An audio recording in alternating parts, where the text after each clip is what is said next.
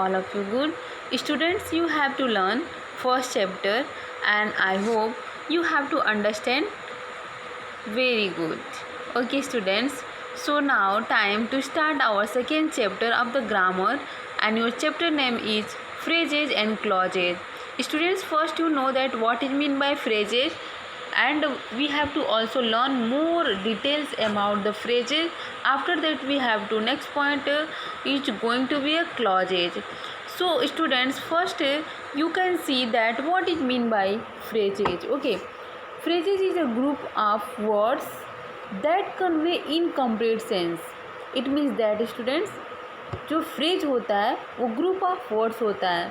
Means बहुत सारे शब्दों को जो हम जोड़ते हैं ग्रुप ऑफ वर्ड्स, ठीक है. तो वो जो है वो फ्रेज होता है, लेकिन वो क्या होता है, इनकम्प्लीट सेंस देता है. इट मीन्स वो जो भी सेंस देता है वो कंप्लीट नहीं देता है. It is the part of sentence. ये जो क्या होता है, एक पार्ट होता है सेंटेंस का, but it does not have finite verb. लेकिन ये जो है फिनिट वर्ब नहीं होता एंड देयरफॉर इसीलिए नो सब्जेक्ट ऑल्सो. और इस जो है फ्रेजेज में कोई सब्जेक्ट नहीं होता है. सो अकॉर्डिंग दिस स्टूडेंट्स, आप जो है यहाँ पे एग्जाम्पल्स है वो आप देख सकते हो. जैसे over the hill top, means hill top के ऊपर, ओवर, ठीक है. तो मीन्स आपको ऐसे पता चलता है स्टूडेंट्स कि यहाँ पे कुछ सब्जेक्ट नहीं है और किसके बारे में, मतलब कहाँ किस हिल टॉप के बारे में बात किया जा रहा है, ठीक है. On a holiday, means holiday पर. तो मीन्स हम बोले कि ऑन ए हॉलीडे, तो व्हाट ऑन हॉलीडे, हम कहाँ जाने वाले हैं, क्या करने वाले हैं, we don't know. So according this is not complete sense, it is incomplete. So we can say that students कि it is a phrase, okay, because you know that definition of the phrase is a phrase is the group of words that convey incomplete sense. जिनकी complete sense नहीं होती है, complete meaning नहीं निकलता है, उसे हम फ्रेज कहते हैं. और ये क्या होता है, पार्ट्स ऑफ सेंटेंस. मीन्स ये एक पार्ट होता है सेंटेंस का, नॉट अ कंप्लीट सेंटेंस. ये कंप्लीट सेंटेंस नहीं होता, इसमें सब्जेक्ट नहीं होता. That's why we have to say this is the phrases. Okay, like that seen here. Now see, you can see that students, phrases becomes meaningful when they are joined into the sentence. It means here is saying that कि ये जो phrases हैं उसको हम क्या कर सकते हैं, जो है कंप्लीट सेंस दे सकते हैं, कंप्लीट मीनिंग दे सकते हैं. कब, जब हम क्या करेंगे, इनमें जो है हम कुछ जो है सेंटेंसेस को ज्वाइन करेंगे, तब जाके ये एक फुल सेंटेंस बनेंगे, ठीक है. सब्जेक्ट हम लगाएंगे, वर्ब लगाएंगे, तब जाके ये क्या होगा, एक जो है फुल सेंटेंस बनेगा. ओके, सो आप जो है यहाँ पे अब एग्जांपल्स देखेंगे कि his house is over the hill top. Means उसका जो घर है वो हिल टॉप के ऊपर है. ओके, तो इस तरह से आपको यहाँ पे फुल मीनिंग पता चल गया. अभी ये क्या हो गया, सेंटेंस हो गया. लेकिन वही जो यहाँ पे हम पढ़े थे ओवर द हिल टॉप, ये क्या था, फ्रेज था. क्या था students, phrase. Okay, now she went to London on holiday. She went to London on holiday means holiday पर वो कहाँ जाएगी, लंदन जाएगी, लंदन गई. Okay, so this is the complete sense. This is the sentence, not a phrase. Phrase is only that over the hilltop. Okay. Now see, the tourist clicked a photograph of the flying swan in the sky. तो flying swan जो है ये क्या है, ये phrase है. और बाकी हमने जोड़ा जो ग्रुप ऑफ वर्ड्स, तो ये क्या बन गया, एक सेंटेंस बन गया. तो फ्रेज के जो होते हैं वो कंप्लीट जो है सेंस नहीं देते, कंप्लीट मीनिंग नहीं देते, लेकिन सेंटेंस जो होते हैं वो कंप्लीट मीनिंग देते हैं. So according this students, we are coming in the next point and our point is the kinds of phrases. If I am, yes I am, and we are also the learning phrases. Then after that is also questions ki how many kinds of phrases. So in this your book, phrases are of 5 kinds. It means that there are 5 kinds of phrases. How many kinds of phrases, students? 5 kinds of phrases, in which first is the noun phrase, second is the adjective phrase, and third is the adverb phrase, fourth is the prepositional phrase, and fifth is verb phrase. Okay, students? Now see, students, first kinds of phrases is the noun phrases. Students, आपको पता है कि जो noun क्या होता है, ठीक है? तो अगर आपको नाउन पता है तो आपको नाउन फ्रेजेस समझने में भी बहुत ही ईजी पड़ेगा, ठीक है? तो noun phrase perform the function of a noun. जो नाउन फ्रेज होता है वो परफॉर्म करता है फंक्शन ऑफ अ नाउन. एक नाउन का फंक्शन जो है वो परफॉर्म करता है. It answer the questions what. और इसके जो आंसर्स होते हैं, इसके जो आंसर्स के क्वेश्चन होते हैं, मतलब हम जब क्वेश्चन पूछते हैं तो व्हाट लाइक पूछते हैं. लाइक दैट की एग्जांपल्स आप यहाँ पे देख सकते हैं कि जो examples students, she wants to buy new dress. वह जो है क्या खरीदना चाहती है? एक नया जो है ड्रेस खरीदना चाहती है. If you are making a sentence then you have to use what. तो आपको अगर सेंटेंस में क्वेश्चन पूछना है, ठीक है, तो आप जो है क्वेश्चन पूछ सकते हो व्हाट लाइक कि व्हाट शी बाय. उसने क्या खरीदा? तो आप आंसर में आएगा कि न्यू ड्रेस खरीदा. ओके, तो सो this is the new dress is the noun. तो जब नाउन फ्रेज जो होता है perform the function of a noun. Noun phrase एक वो फ्रेज होता है जो उसका कार्य जो है एक नाउन के जैसे होता है, एक नाउन जैसे परफॉर्म करना होता है, उसे हम नाउन फ्रेज कहते हैं students. And it answer the question what. और जब भी हम इसका आंसर ढूंढना होता है तो हम क्वेश्चन में व्हाट ला के क्वेश्चन करते हैं तो आंसर पता चल जाता है. ओके, ऐसे आप देख सकते हैं स्टूडेंट्स. जो सेकेंड काइंड्स ऑफ जो है वो है adjective phrase. Okay, adjective. An adjective phrase function like an adjective. Adjective phrase होता है स्टूडेंट्स, वो जो है फंक्शन करता है लाइक एडजेक्टिव. अभी आपको पता होना चाहिए कि एडजेक्टिव जब हम पार्ट्स ऑफ स्पीच पढ़ते हैं तो उसमें ये सारे नाउन, एडजेक्टिव, एडवर्ब आते हैं. तो इससे आपको जो है पता चल जाए कि एडजेक्टिव क्या होता है. तो an adjective is a word which qualifies a noun और प्रोनाउन. जो मतलब संज्ञा सर्वनाम की विशेषता बताता है उसको हम क्या बोलते हैं? एडजेक्टिव फ्रेज बोलते हैं. ओके स्टूडेंट्स, तो ऐसे ही ये जो है एडजेक्टिव जो फ्रेज होता है वो जो है फंक्शन लाइक एडजेक्टिव फ्रेज. वो एडजेक्टिव फ्रेज है फंक्शन लाइक एन एडजेक्टिव. जो एडजेक्टिव का काम करता है, एडजेक्टिव के जैसे काम करता है, फंक्शन करता है, उसको हम एडजेक्टिव फ्रेज कहते हैं. जैसे सी इज अ ब्यूटीफुल गर्ल. तो यहाँ पे जो है ये गर्ल कैसी है? हाउ गर्ल इज़ तो ब्यूटीफुल. तो ब्यूटीफुल क्या है? एडजेक्टिव है जो विशेषता को बताता है. इसको हम क्या बोलेंगे? एडजेक्टिव.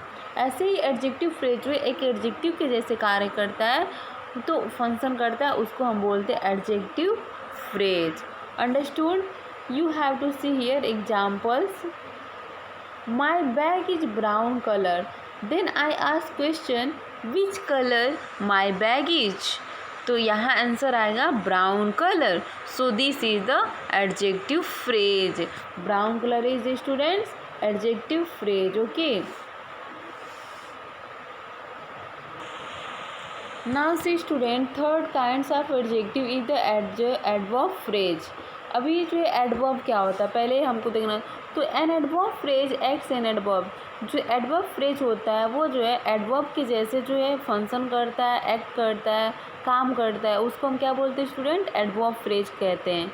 तो an adverb is a word which modify the meaning of sentences and other noun or pronoun is called the adverb phrase. Okay, adverb. So adverb phrase is work like a adverb.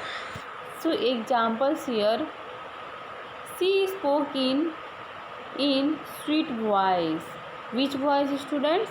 Sweet voice.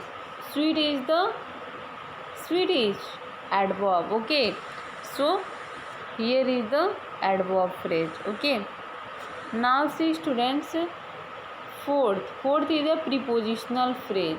Prepositional phrase is the phrase which the head of prepositional phrase and preposition जो होता है एक जो also वो preposition के जैसे काम करता है उसको हम प्रीपोजिशनल जो है फ्रेज कहते हैं. ओके students, Rini went to library this morning. इस मॉर्निंग जो है जो रीनी है वो कहाँ जाएगी, कहाँ गई, जो है मॉर्निंग में लाइब्रेरी गई. ठीक है, तो इस तरह से ये जो है went to the library in this morning. तो टू क्या हुआ यहाँ पे, जो है प्रीपोजिशन हुआ. ठीक है, verb phrase. What students, yes we are going to learn verb phrase. The head of verb phrase is the main verb.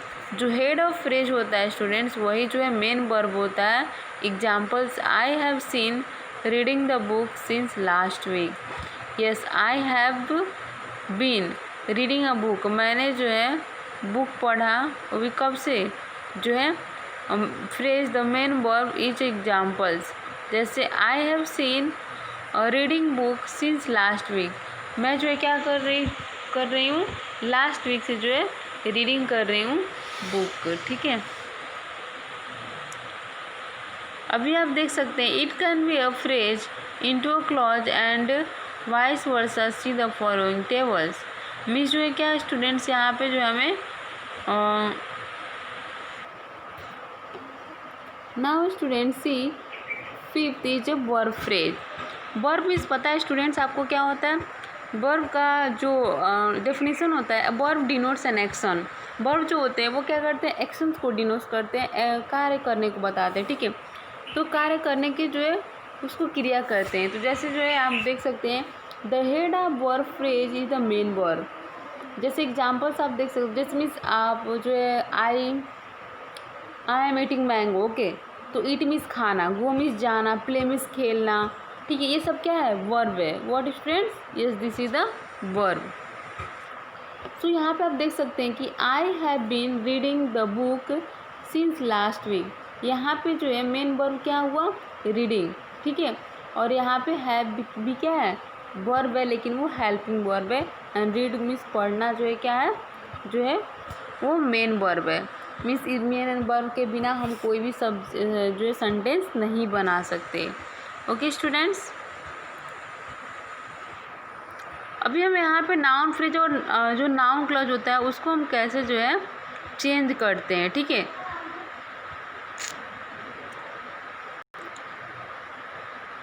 अभी मान लीजिए यहाँ पे नाउन फ्रेज है, he is accepted to win the game. उसने क्या किया, एक्सेप्ट किया कि वो गेम जो है क्या हो गया, जीत गया है. और यहाँ पे क्या, इसको हम जो है नाउन क्लॉज में चेंज करना है.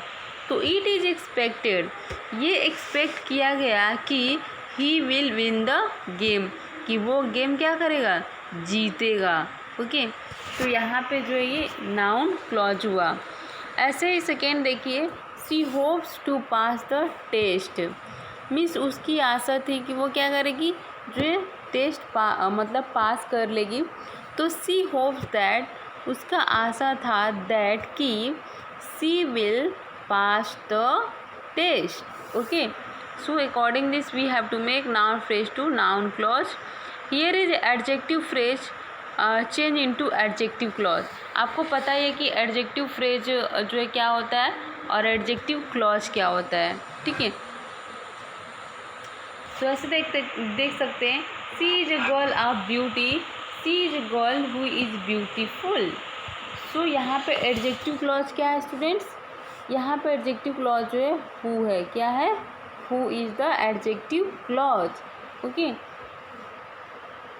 यहाँ पे एडजेक्टिव फ्रेज देखेंगे कि girl of beauty and who is beautiful, this is the adjective clause.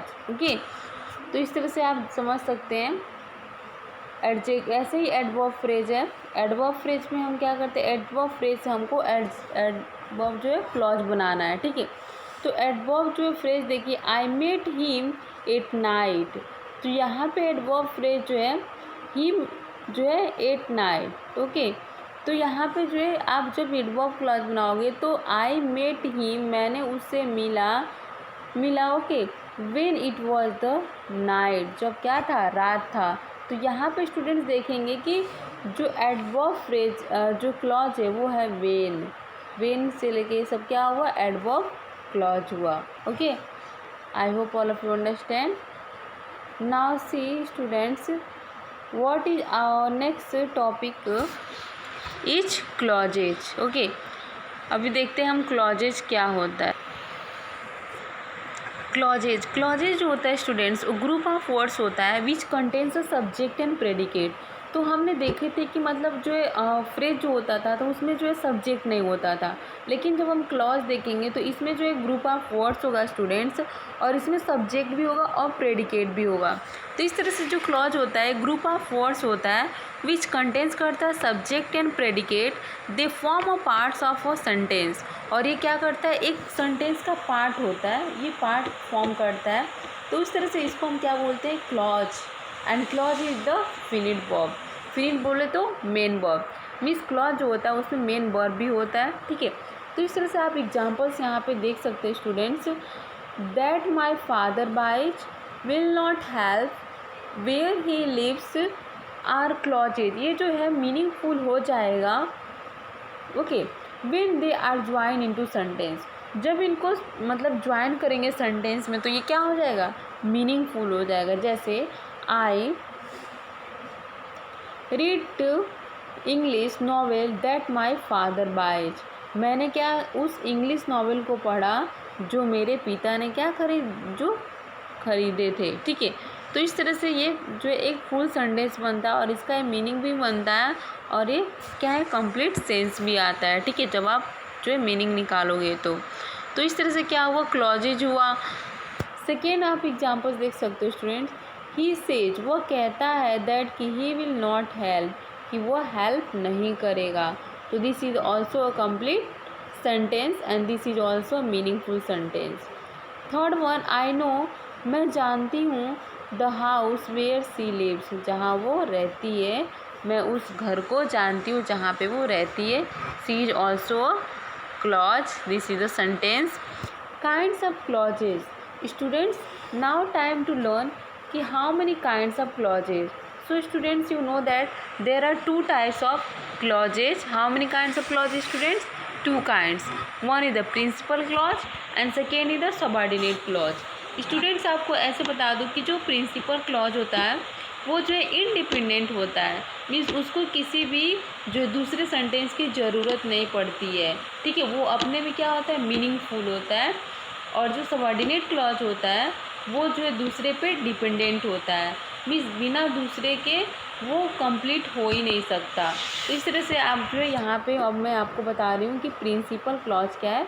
A principal clause is otherwise called main clause. और पहली बात ये जाने कि जो प्रिंसिपल क्लॉज होता है उसको हम मेन क्लॉज भी कहते हैं। इट इज़ इंडिपेंडेंट क्लॉज, ये जो होता है इंडिपेंडेंट क्लॉज होता है। And independent clause need not depend on other clause. तो इसको जो है इंडिपेंडेंट होने की वजह से इसको किसी पे डिपेंड होने की ज़रूरत नहीं पड़ती, किसी दूसरे क्लॉज पे ज़रूरत नहीं पड़ती है इसको। ठीक है, ये खुद में क्या होता है, कंप्लीट होता है, उसकी कंप्लीट मीनिंग होती है।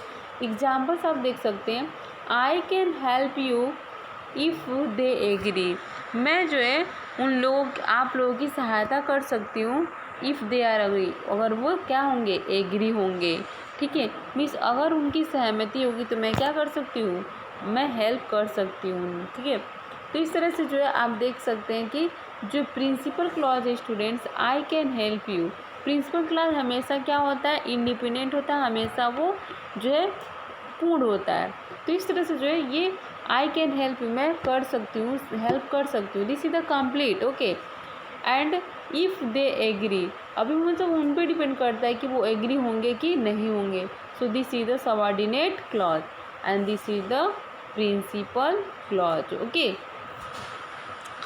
ऐसे ही second example, when they come she will call us, वो जो है कॉल करेगी उन लोगों को या हम लोगों को, जब वो क्या करेंगे, व्हेन दे कम, जब वो आएंगे। सो सी विल कॉल अस, वो जो हमें क्या करेगी, कॉल करेगी।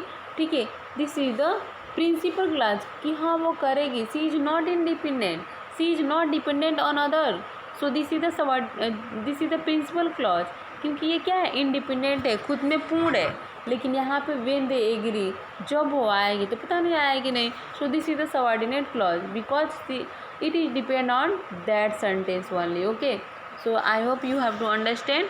इन द फर्स्ट सेंटेंस आप देखें कि the clause I can help you is independent in its meaning, तो इसमें जो है मीनिंग है खुद में, it need no dependent on the second clause, इसे दूसरे किसी क्लॉज की ज़रूरत नहीं पड़ती। फॉर इट कम्प्लीट्स मीनिंग, इसके कम्प्लीट्स मीनिंग के लिए। बट द सेकेंड क्लॉज, लेकिन जो सेकेंड क्लॉज है वो क्या है, जो है इसे if they agree has it dependent on the first clause, ये जो है फर्स्ट क्लॉज पे क्या है, डिपेंडेंट है फॉर इट कंप्लीट मीनिंग के लिए। Okay, it is dependent clause which is otherwise called subordinate clause, तो इसलिए क्या है, डिपेंडेंट है, इसलिए हम इसको सबऑर्डिनेट क्लॉज कहेंगे। Similarly in the second sentence the first clause when they come, जब वे आए, तो it is subordinate clause is second clause, इस तरह से सबऑर्डिनेट क्लॉज है, सेकेंड क्लॉज जो है वो, and she will call us is the principal clause. Okay students, I hope you have to understand. Thank you. Bye bye.